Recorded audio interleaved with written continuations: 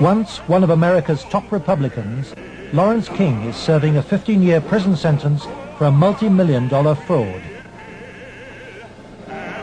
But financial crime is only half the story.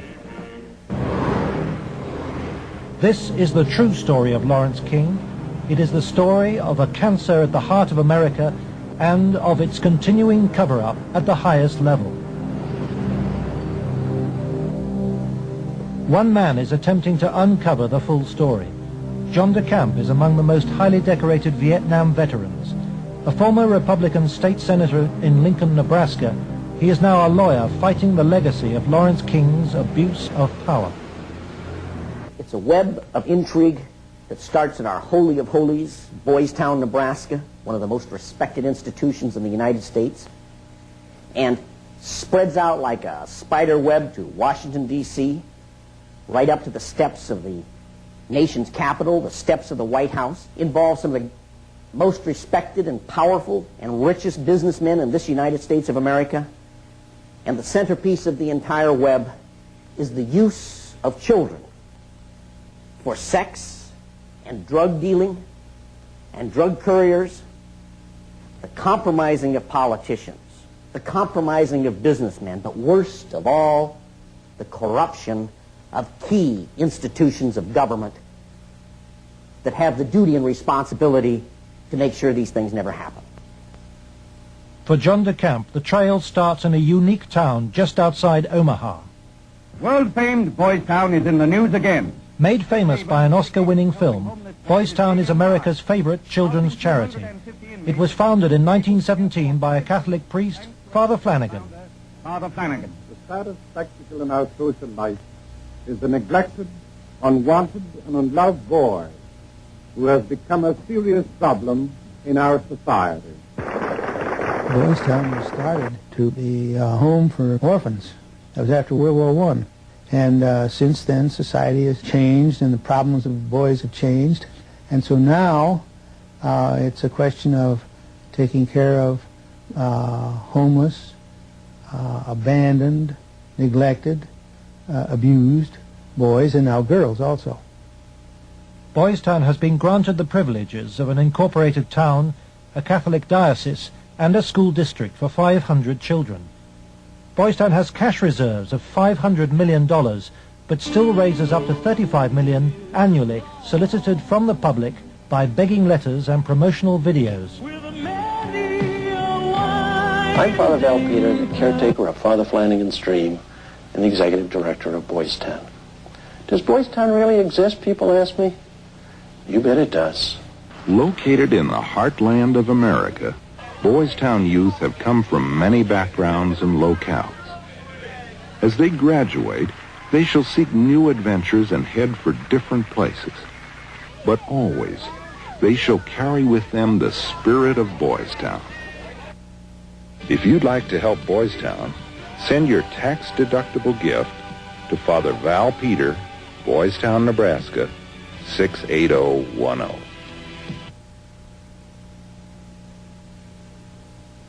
Boys Town, for me, was the first thing I ever heard of when you think of institutions that you respect. Believe it or not, I was there for a while when I was a young boy.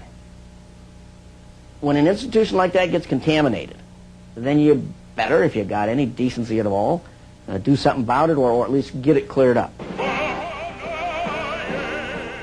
John DeCamp lays the blame for the contamination of Boys Town on the one-time leader of the National Black Republican Council, Larry King.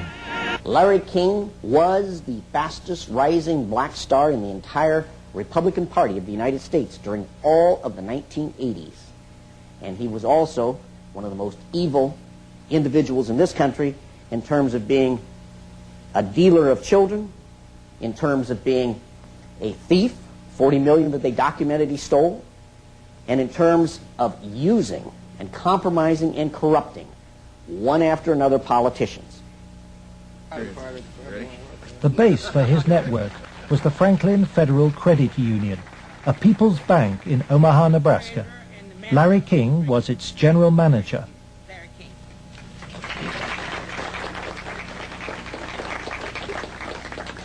Thank you. This is especially an exciting day for me. Mr. King was a very charismatic person. When he came to the credit union, he was brought in because the credit union was actually failing. He did everything to build the credit union. King courted the leaders of Omaha's wealthy business district. Banks, industry, and charities placed millions of dollars in King's hands. From 1979, Larry King developed close commercial ties to Boys Town, and Boys Town youngsters were sent to work for his companies. Boys Town had quite a few accounts at Franklin Credit Union. Those were considered very valuable accounts. They were handled exclusively by the bookkeeping department.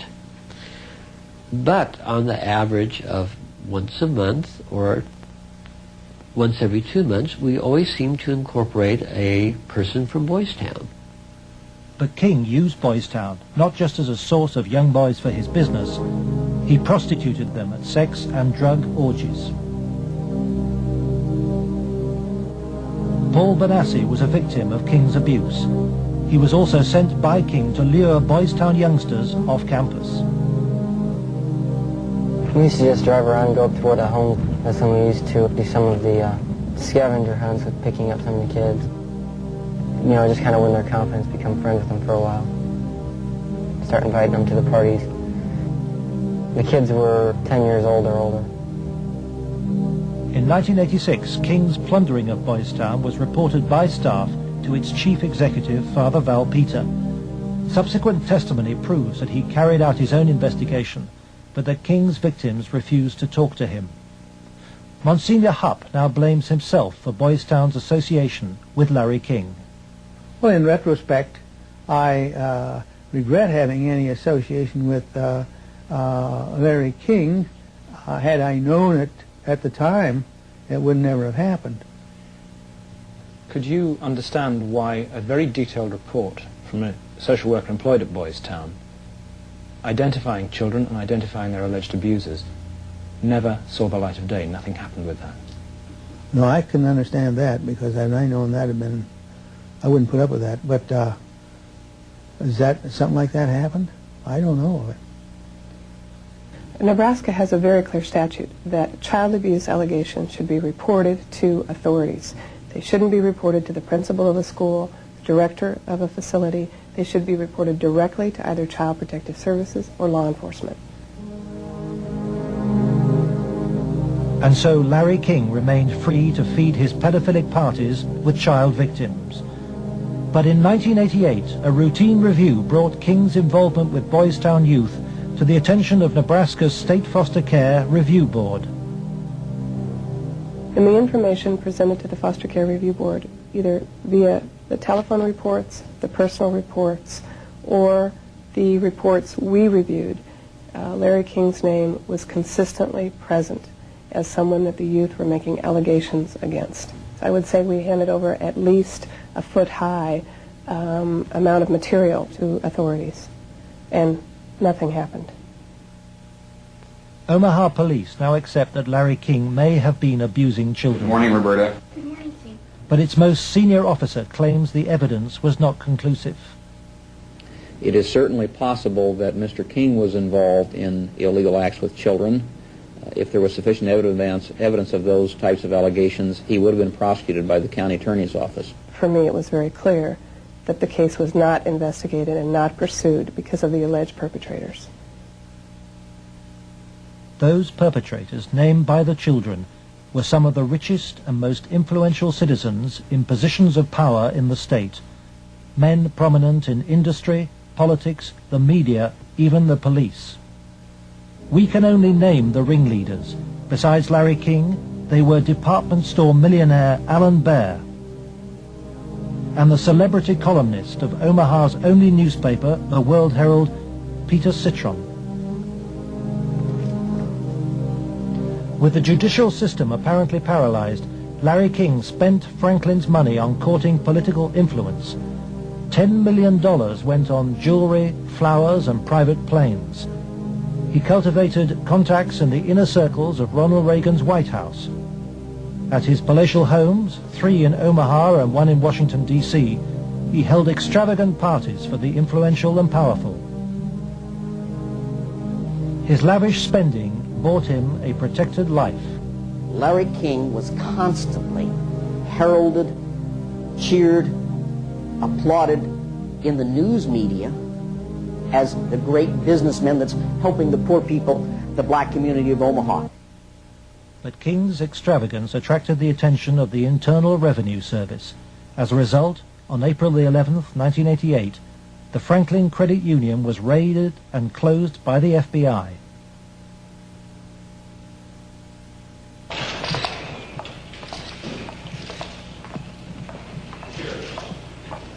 King was arrested, and the federal investigation showed he had stolen $40 million from Franklin. Documents we possess reveal the FBI interviewed many of the victims of Larry King's sex ring, but no action was taken. In November 1988, Nebraska's state government set up a parallel investigation into Larry King. A legislative committee was formed. Its chairman was the Republican head of Nebraska's banking committee, corn farmer and state senator Lawrence Schmidt. Immediately, anonymous threats began. I received a phone call on the floor of the legislature. The caller did not identify himself, but he said, "Lauren, you do not want to have an investigation of the Franklin Federal Credit Union." And I asked who I was speaking to, and they said, "That doesn't matter, but you shouldn't have that investigation." And I said, "Well, why not?" He said, "It will reach to the highest levels of the Republican Party, and we're both good Republicans." Undeterred, the committee began their investigations, and the money trail led quickly to the original allegations of child abuse. Carolyn Stitt was one of the first to testify. The night before we testified before the legislative committee, I did receive a phone call at home that said, "If you speak, you won't live to regret it." To protect the inquiry, Schmidt's committee hired special legal counsel and full-time professional investigators Gary Caradori and Karen Ormiston. I said, "We do not want you to bring to the committee rumors, innuendos, nothing that cannot be backed up with facts." I said, "Bring to the committee that which we can take to a prosecutor." The investigators found new victims of King's pedophile network, many on the streets of Omaha. The picture they built up was of a large ring of rich and powerful pedophiles, many named the same men as those involved with the Boys Town cases 3 years earlier. They were telling us about prominent people in Omaha and elsewhere that were abusing children at parties. The prominent citizens' names that originally came up were of concern to me because I knew many of those individuals, and I, very frankly, was shocked to have those names show up on the list. To provide the committee with hard evidence, the investigators recorded their new witnesses on videotape. Paul Bonassi had been the victim of abuse since he was 8. He was present at many of Larry King's sex parties. Caradori traced him to the county jail. He had been convicted of fondling his young cousin. Who are some of these people that would come to these parties?